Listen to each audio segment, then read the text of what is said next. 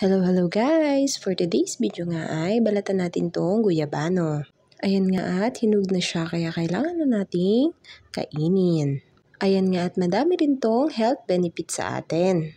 Ilan nga lang ang aking babanggitin sa mga benepisyo ng guyabano. Makakaiwas sa high blood pressure o hypertension. Pampatibay ng mga buto at ngipin. Mabuti sa mga buntis. Pampaganda din ng mga buhok at balat. Panlaban sa cancer at mga bakterya. Pampalakas din ito ng immune system. Mayaman sa vitamins, minerals at antioxidants. Makakabuti din daw ito sa muscle at joint pain.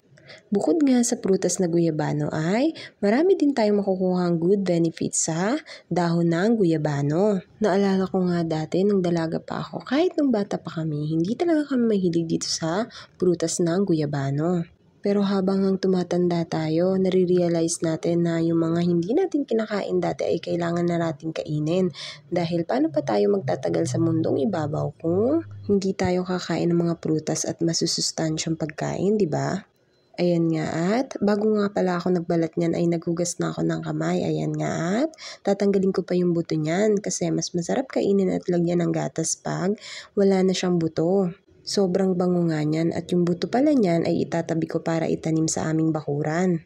Thank you for watching. God bless!